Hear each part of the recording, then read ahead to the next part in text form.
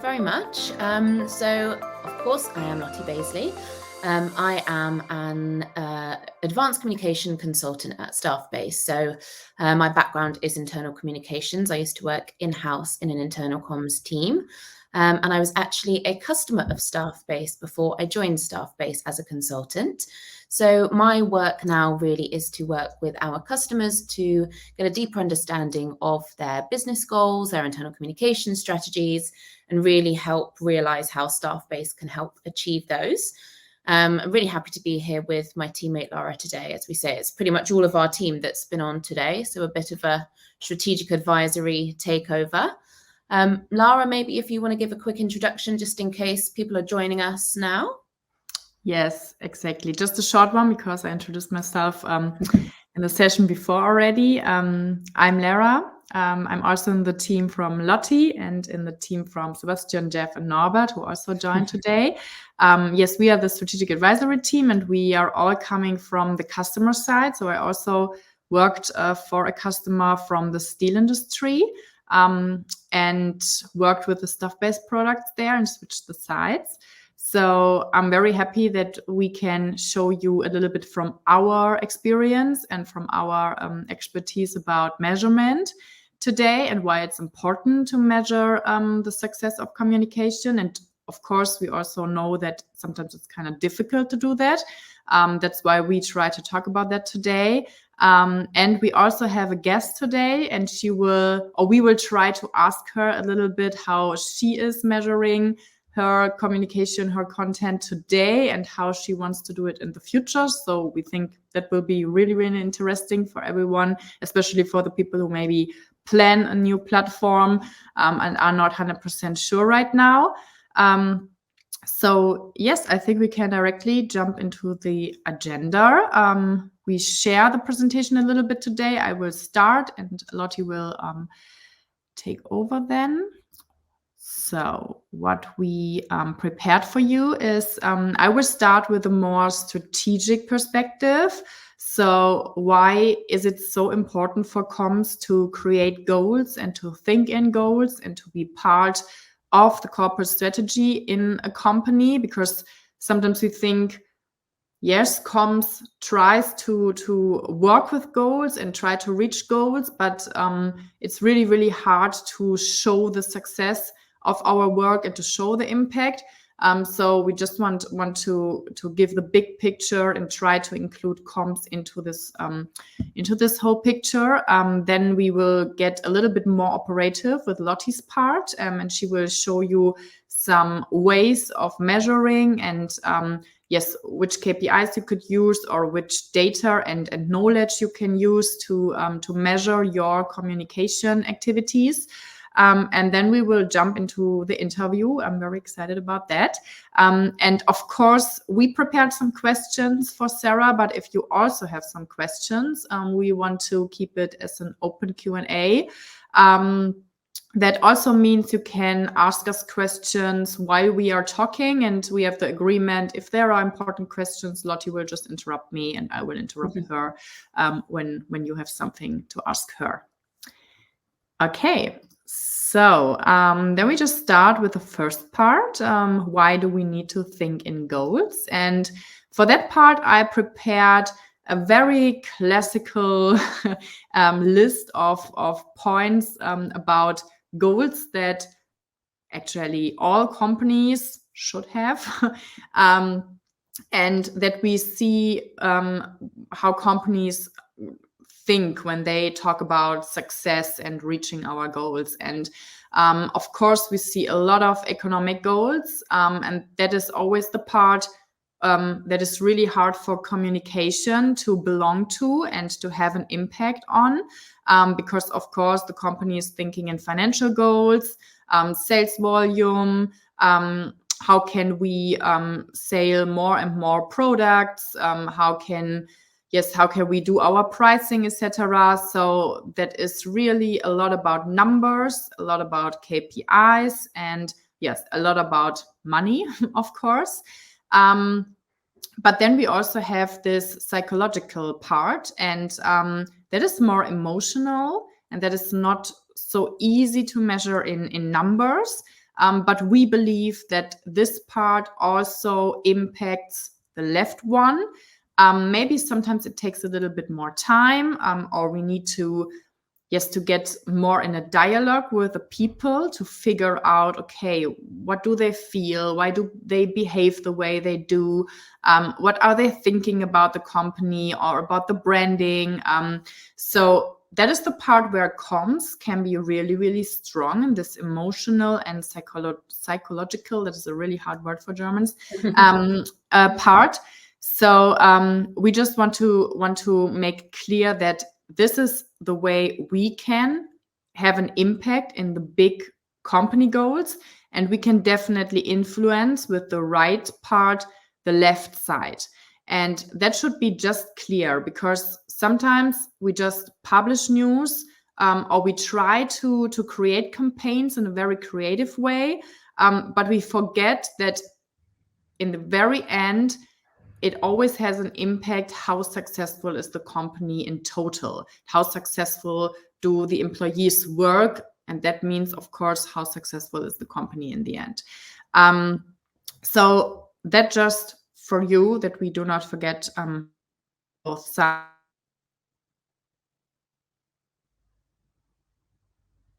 Is it important to...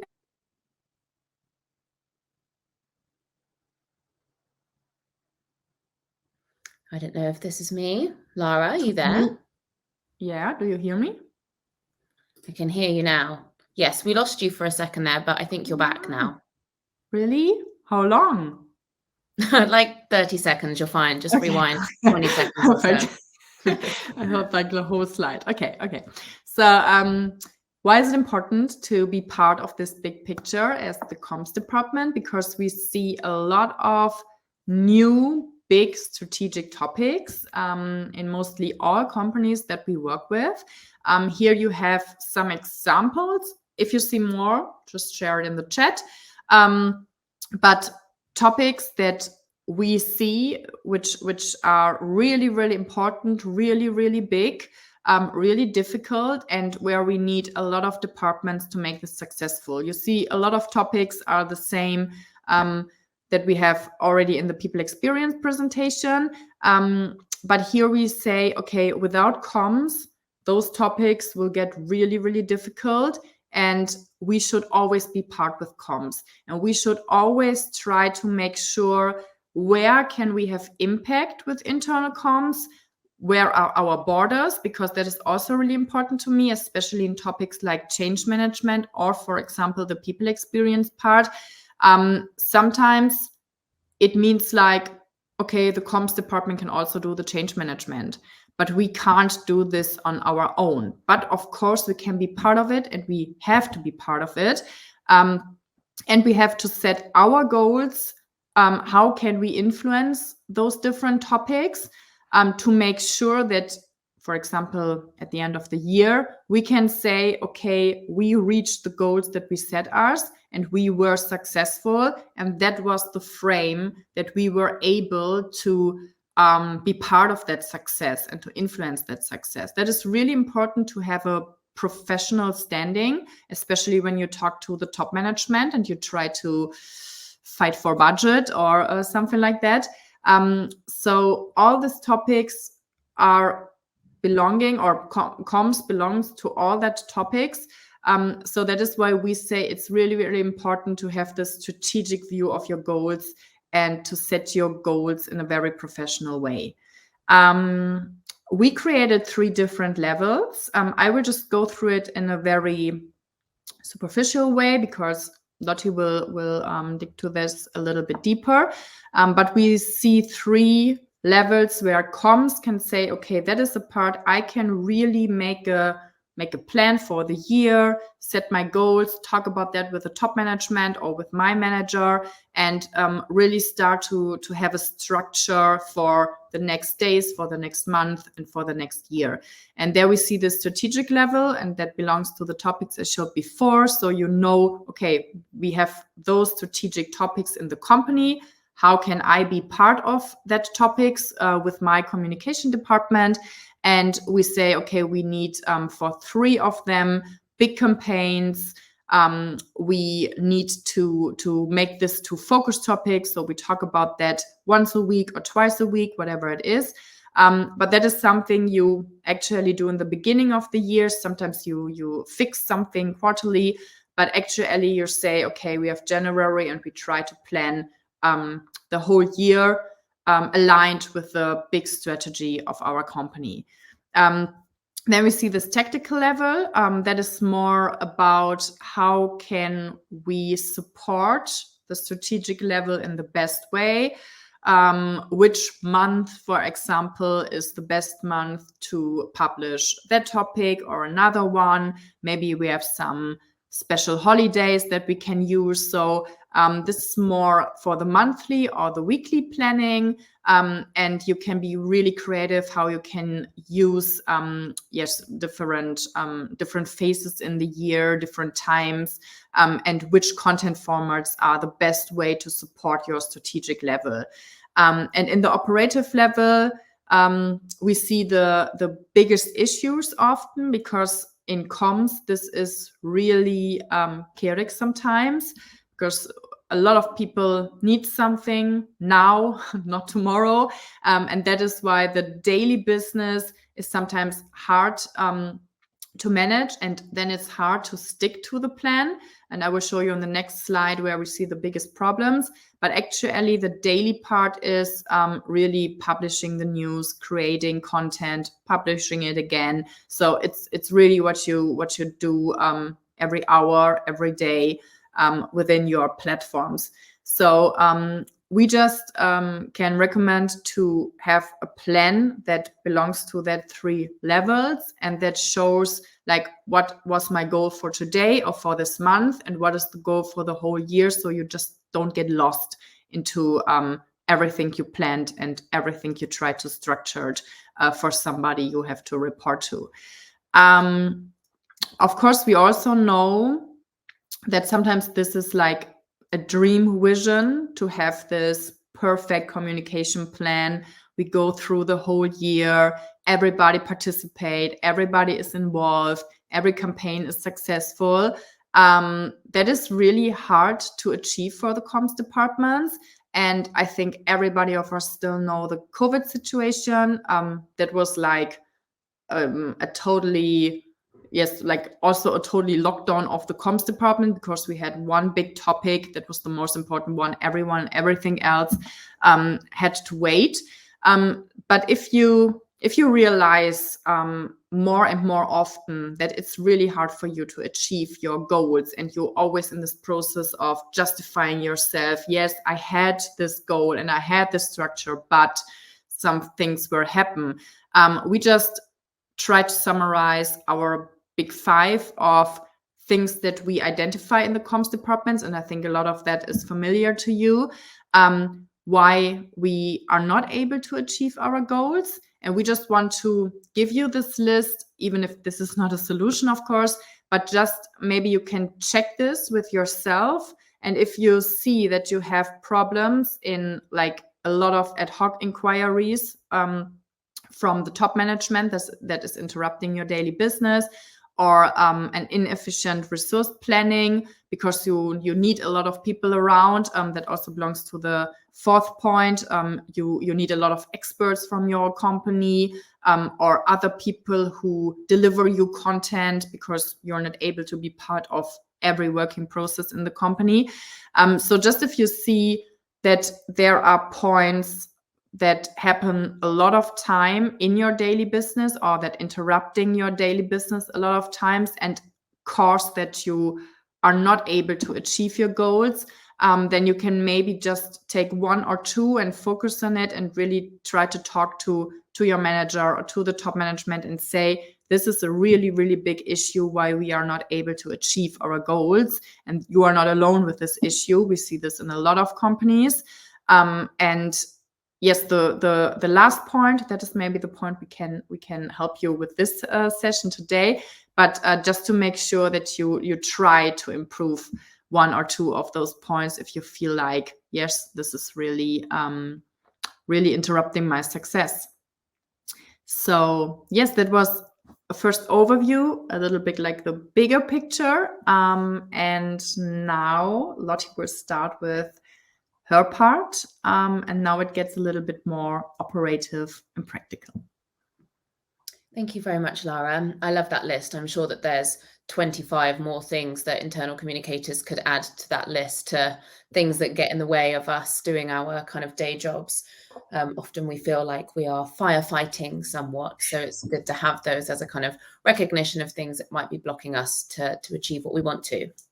Yeah. So, as Lara said, we've kind of talked about that strategic level. How do we, what goals do we set ourselves, and how do we make sure that they're lining up with the business goals? But what I want to do now is get a bit more into that kind of detail of what actually should we be measuring. It would be great actually if people could write in the chat if they have what you're currently measuring, or what you would say your biggest challenges maybe when it comes to measurement. Let us know in the chat, because we would love to hear. So yes, we've set our goals, we've recognized what might hold us back from achieving them, but how do we measure how we're doing against those goals? So there are two kind of broad methods of measurement that I imagine most of us have heard of before, quantitative and qualitative. Now, I'm sure at some point I'm going to stumble over these words, so forgive me in advance. But as we probably all know, quantitative measurement is really about the numbers. So we're thinking about how many, how often. We're often talking about percentages here. And this kind of measurement is gathered from our intranet. It might be from our email platform, any comms analytics tools that we have. And this would be things like counting the number of views on a post, counting the number of clicks on an email, or even using kind of structured engagement survey questions that have a rating scale attached to them. So on a scale of 1 to 5, kind of how much affiliation do you feel with our company mission, for example? And then the qualitative measurement is much more descriptive. So this is about what employees are feeling or thinking, and why they're feeling or thinking those things. And these can be really helpful for us to gain a deeper understanding of, or help to make sense of, our quantitative data. So when thinking about measurement, a good place to start is something that we call volumetrics. So this is literally the word volume and metrics shoved together. So volumetrics really relates to measurement by volume, so where we're measuring the amount of things that are happening. So volumetrics alone are maybe somewhat of a superficial measurement, one could argue, of our comms success. But what they do help us to do is really quickly understand what's working and what isn't working. And these are the things that we should be reviewing more regularly. So as Lara said, these are more our operative or even our tactical level goals. And some examples of volumetrics might be email or newsletter open rates, how many intranet stories we've published, how many people liking the stories that we've published. It might be how many comments we have, how many shares or reposts, the number of video views that we have. So as I said, really the kind of basic numbers here. And this is what I will be referring to as output. So these volumetrics, these statistics are a very good place to start. And they are useful because they can help us make these really small changes to help us improve our communications. So for example, let's say your email newsletter might have an average readership of 65%, 65% open rate. But one day you might notice that that actually goes down to 30%. So you think to yourself, okay, why has this happened? So it might well be a human error. For example, we forgot to add one of our many distribution lists to the email, or it could be a technical error. So something happened and we received some bounce backs. And if we weren't paying attention to these volumetrics, we wouldn't have been able to jump in and fix that problem. And then on the flip side, one day we might notice that perhaps our open rates spiked to 80% rather than the average 65. So why would that be? And that could be that maybe we had a more catchy subject line that day, or maybe we changed the time that we sent it. So we actually realized that sending an email at 9 a.m. is preferable to sending an email at 4 p.m. And if we weren't paying attention to these volumetrics, then we wouldn't be able to spot those opportunities to repeat success, or avoid those mistakes, perhaps. Lara, would you skip back a couple of slides for me, please? I was scared that I'm too late. That's cool. Sorry. I will give you a shout. I'll give you a shout. Okay, great. So yeah, these are important factors for us to be reviewing these kind of really simple volumetrics on a regular basis, just to make sure that things are kind of working as they should. And this kind of measurement is helpful to an extent, but the downside is that we can't directly tie these numbers to how we're helping improve the business goals. These numbers by themselves don't tell us, for example, if we are reducing the number of safety incidents. So to help make the business case for internal comms and to help us paint a better picture, we should also be capturing the I knew this was going to happen, the qualitative data. So, for example, if the quantitative data tells us employees are spending heaps of time on our intranet, we might initially think, oh, great, they must love the intranet. But actually, then if we asked employees for feedback on the intranet, what they might say is, it's a really confusing place. Nothing is really easy to find. And actually, it takes me forever to find what I want.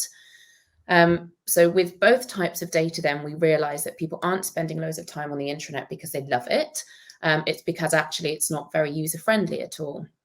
So you can see that using these different types of data really helps us give that fuller picture. Of course, the qualitative measurement is probably a bit trickier and a bit more time-consuming than quantitative. We can do this in ways such as conducting surveys, where we might actually get a mix of quantitative and qualitative. Another way is to host focus groups. You can also see what people are commenting on your comms to get a kind of sentiment analysis to see if that content is resonating with people. Or you could give access to a form that allows people to give feedback suggestions for your intranet or the media types that you're using for your content. So all these different things kind of help us gather how are employees feeling and thinking about the communications. So both of these are really important, but to paint a better picture for us, it's better if we combine them. But these two things still is just output. If you could flick to the next slide for me, please, Lara. Wonderful, thank you.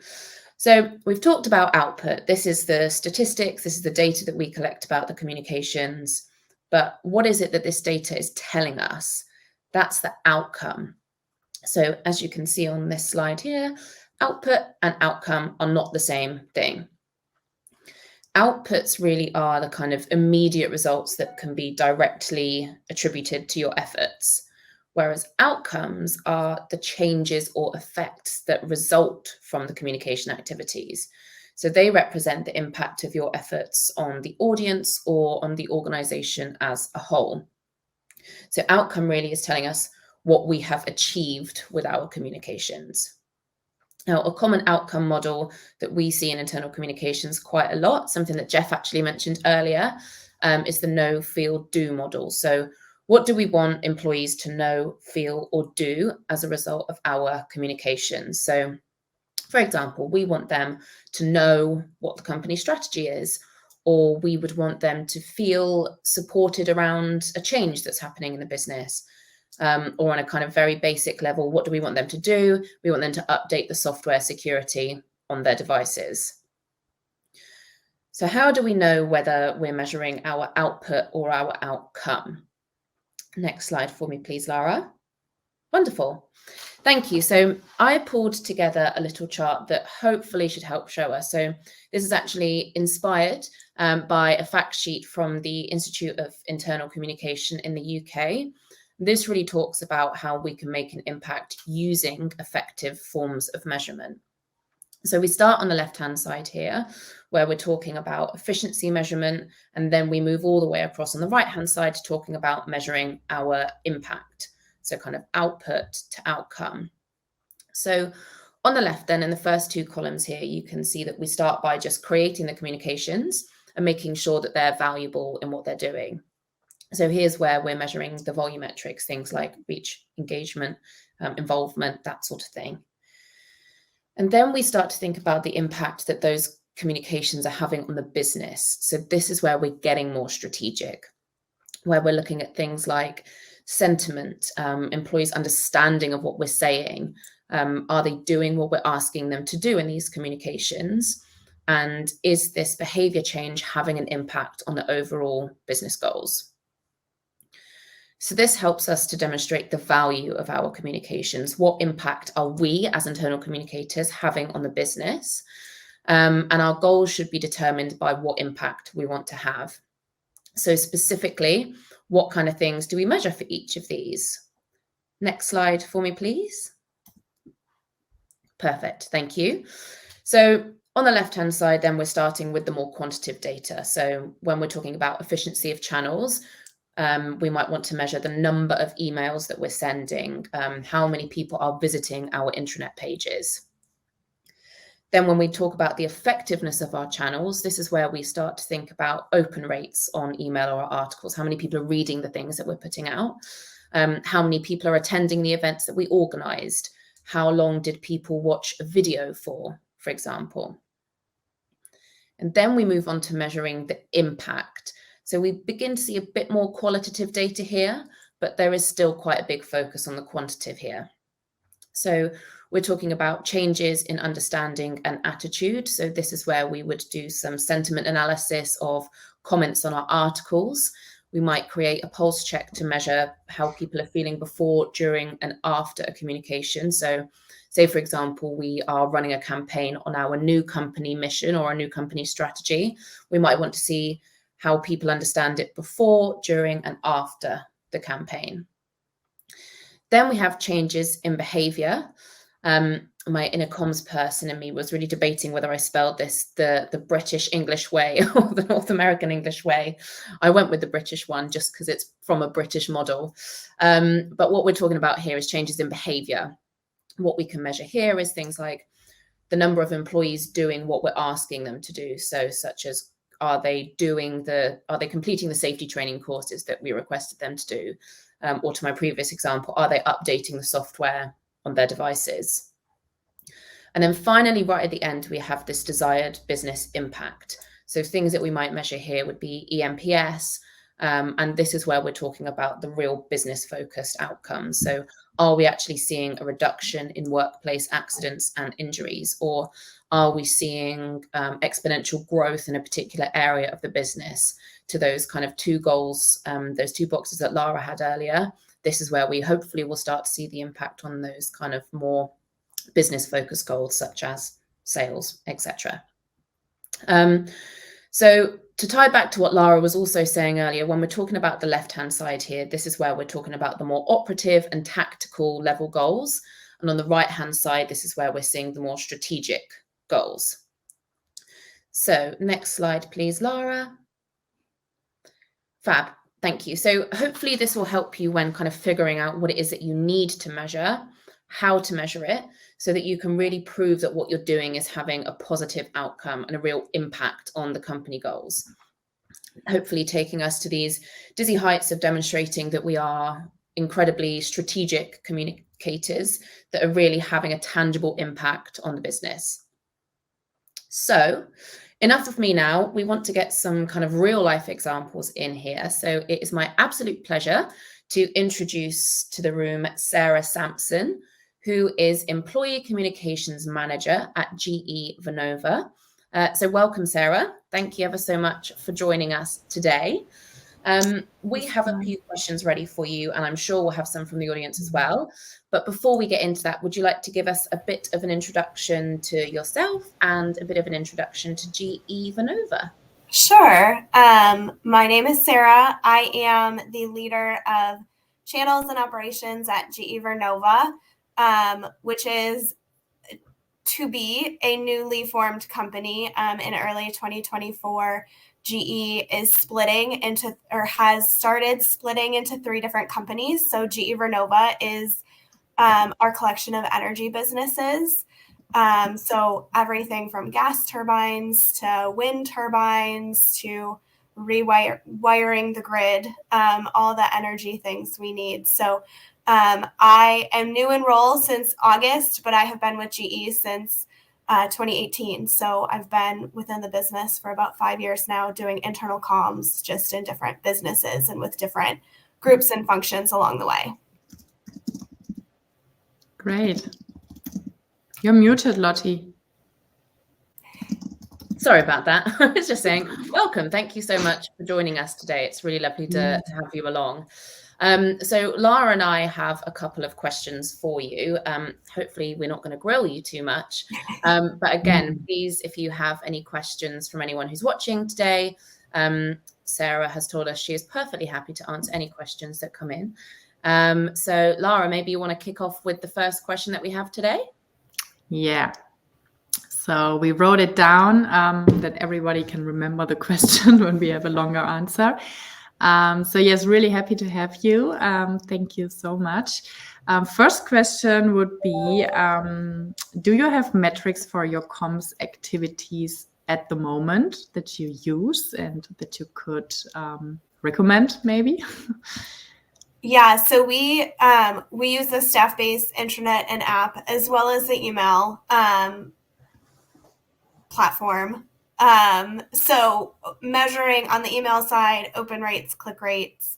I personally really like the red skimmed glanced just so that I can get an idea of how long people look at the content. And then on the intranet and app side right now, our app we've had for a little over a year. And we have gone through a process of splitting it for, the 2 GE businesses that we're working on splitting next year. So we've really been focused on getting our users registered and logging in, and then being active on the platform and clicking around, engaging with content, all that kind of stuff. So registered users, active users, page views, seeing what content actually gets looked at is important, and whether it's linked in an email or we're trying to drive the behavior of go to the intranet and app first. And then video views has been huge for us too, just to kind of see. I personally really like that you can see what the average length is that people are viewing a video, because our videos tend to be very long, and we're learning that, people won't watch. One of the videos, the average length was 6 minutes, and I was like, even that's a long time. So it's a really cool insight that we have that we can then take back to our leaders and our comms team to be like, we're seeing this, let's try something else. Mm-hmm. Great. It's great that you use it that way, that you say, let's try it out. And if we realize some of it is not as successful as we wished for or as we planned it, then we can change it. That is really, really great. Mm-hmm. I think as well, especially I know that in my previous roles that we had some leaders that tended to, if we said, we'd love for you to do a video for this, and they'd speak for like 10, 15 minutes because it's a topic that they're passionate about, or they really want to, give people loads of detail about it, that actually if you have that data to go back and say, we need you to make this, it needs to be 5 minutes. Here's the proof that people aren't watching past 5 minutes. It helps you have that influence about, when you're going to leaders and saying, no, we're the experts in this, trust us, we have the data to prove it. Yeah, that's great. Okay, thank you. Lottie, you want to go on with the next? Yeah, sure. So I had a question then, Sarah. So we kind of talked a bit in this session so far about kind of the detailed things that we're measuring versus kind of how that fits into the overall goal. Sorry, I don't know if you can hear my dog in the background. The overall goals that you have as a communications team, and then how they support the kind of business goals. So it would be great if we could hear from you a little bit about what are your kind of overall comms goals, and how do you measure those? Yeah, 2 big things that we're focused on, that we have been focused on this year and will continue early into next year.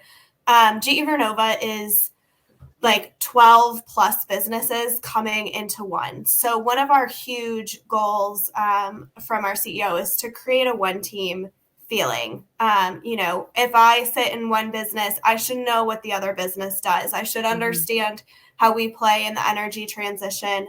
And then our other one is change management communications. There's so much change happening.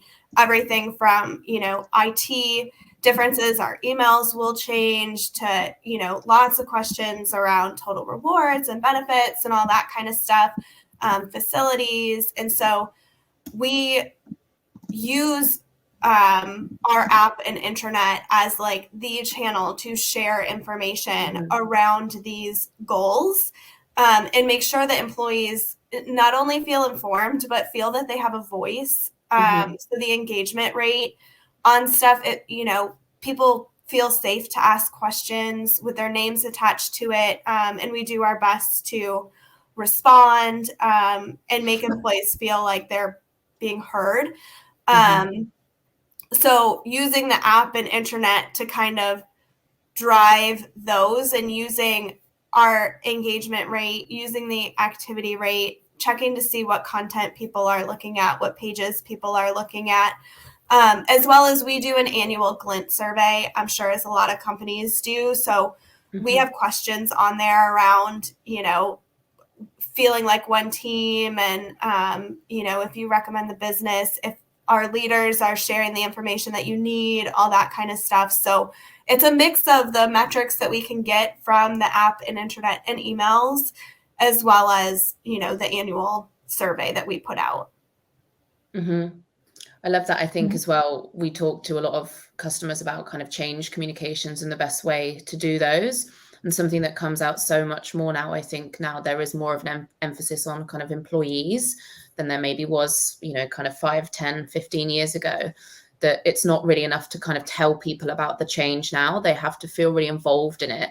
And as you say, almost kind of help shape where the company goes in the future. So, allowing them to give that feedback and to give them that voice to kind of influence where you're going as a business, something that's super important. And as communicators, I think we're often maybe talking about the messages that we're putting out, but I think we are very much the eyes and ears of the business as well. So it's about picking up how employees are feeling and then feeding that back to management and using that input to kind of help us shape the rest of the communication. So really pleased to hear that you're doing that.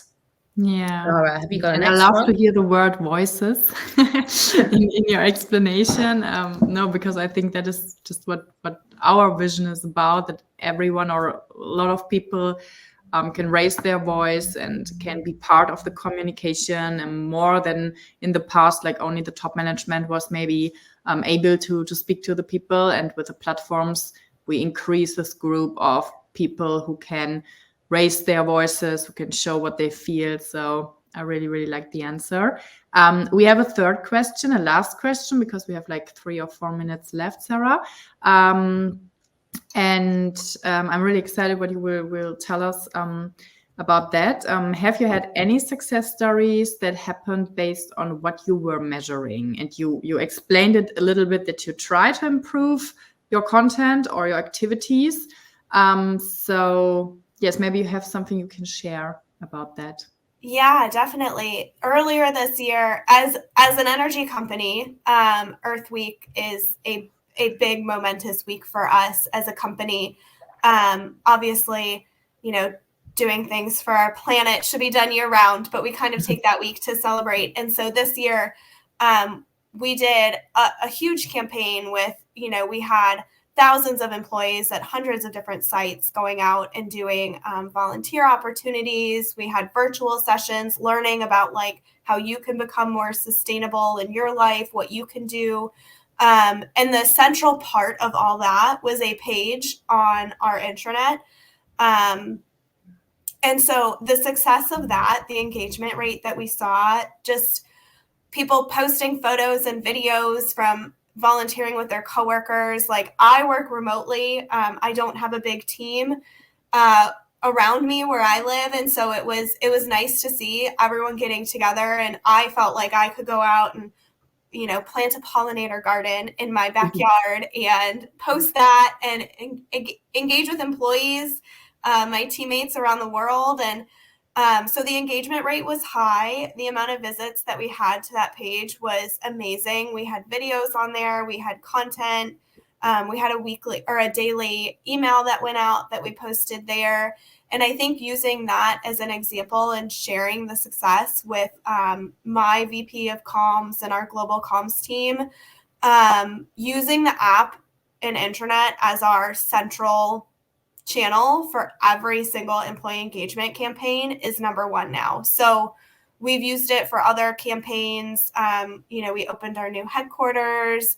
Next year, we have, our spin day. We become our own publicly held company next year, and we'll do Earth Week again, and anything that we want employees to engage with. This comes first, because now we can reach our hourly populations who are out there volunteering. They can easily share photos from having it on their phones. So it just brought a whole new world of opportunities for us. And it was great to see and to have all the metrics too. Like, if we had done it before, it would have been piecemeal metrics from different businesses, how they post their content. So it gave us this central way to do it, and it felt more cohesive. It felt more like one team. So that was a huge success for us this year.